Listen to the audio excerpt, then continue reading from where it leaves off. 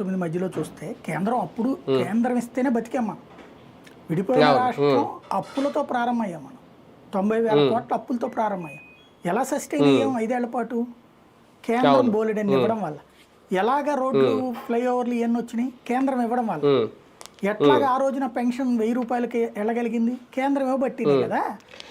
కానీ అప్పటికి ఇప్పటికి తేడా ఏంటంటే సార్, ఇప్పుడు మీరు చెప్పినట్టు అవన్నీ అప్పుడు అంతగా బాబు గారి నోటి నుంచి రాలేదు. ఓకే, పవన్ కళ్యాణ్ గారి విషయం అప్పుడు పక్కన పెడితే, కానీ ఇప్పుడు పదే పదే కేంద్రం మీద లేదంటే మన మోడీ వచ్చిన ప్రశంసలు కానీ ఇప్పుడు కానీ పదే పదే ఆ మాట వాళ్ళ నోటి నుంచి వస్తుంది. అందుకే ఏంటి ఇది అనేది అర్థం కావట్లేదు జనాలకు కూడా. అంటే ప్రాక్టికల్గా ఒకటి అర్థమైంది, ఒకళ్ళకొకళ్ళు కలుపుకెళ్ళకపోతే జగన్ అనేటటువంటి వాడు వీళ్ళకి చాలా డేంజరస్.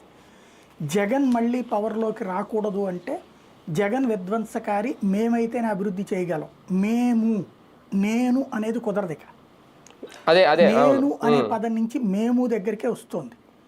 ఇంకోటి బీజేపీకి కూడా కావాల్సింది అదే. బీజేపీ వాళ్ళు ఏం పిచ్చోళ్ళు ఏం కాదు. వాళ్ళకి గత 10 ఏళ్ల నుంచి కూడా బీజేపీ మీద విషం చిమ్మారు రాష్ట్రంలో. జరిగిన డెవలప్మెంట్ అంతా అప్పుడు చంద్రబాబు ఖాతాలో వేసుకుంటే తర్వాత జగన్ ఖాతాలో వేసుకున్నారు. కానీ అసలు ఇచ్చింది లక్షలాది ఇళ్ళు ఇచ్చారంటే ఆ టిట్కో ఇళ్ళు అయినా లేకపోతే జగనన్న ఇళ్ళు అయినా ఇవన్నీ ఎవరిది? కేంద్రందే కదా. అట్లాగే నాడు నేడు కింద ఇచ్చినటువంటి సర్వశిక్ష అభియాన్ నిధులే కదా. కొంత రాష్ట్ర ప్రభుత్వం కూడా పెట్టుకుంటుంది, కేంద్రానికి కదా ఇవన్నీ ఉండేది. ఇట్లాంటి సిచ్యుయేషన్లో రకరకాలైనటువంటి ఫండింగ్స్ వచ్చినాయి మనకి. కానీ ఇవేవి కూడా చెప్పకుండా ఇంతకాలం దాచుకొచ్చారు.